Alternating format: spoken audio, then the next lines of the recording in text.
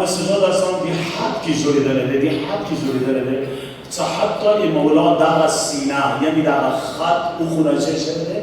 لوت شده ترا مولا سراکی رسند مولا آخر اومده 30-40 سال آخری اومده ابو حمزه اسماعیلی واجب نکه این مولا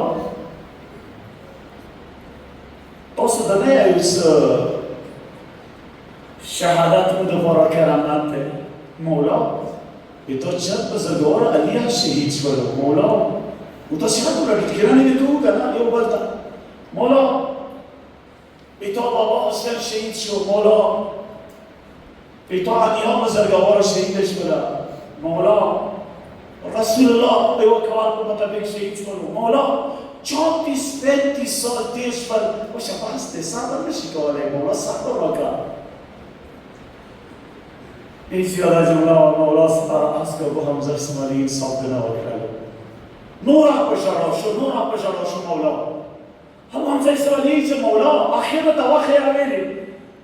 Bu Hamza İsmail'in iki şarkı işte Ali var şehadat müdafara عدد کرامت دا عباس شهادت کرامت دا حسین شهادت کرامت دا علی ازغار شهادت کرامت و ابو حمزه اسماعیلی آیا دا جایز آواز دا علی نور دا یزید دربار که او داری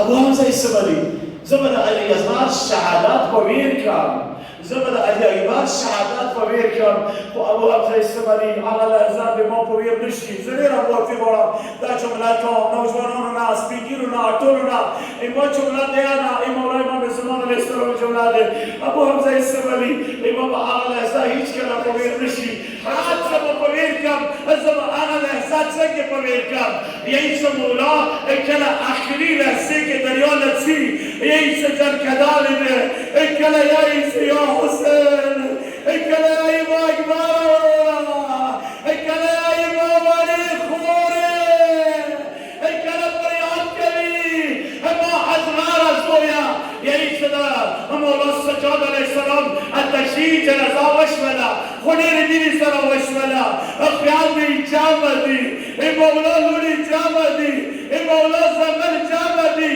اما مولا طال جار شام اقالت مرمار شام اللت باباه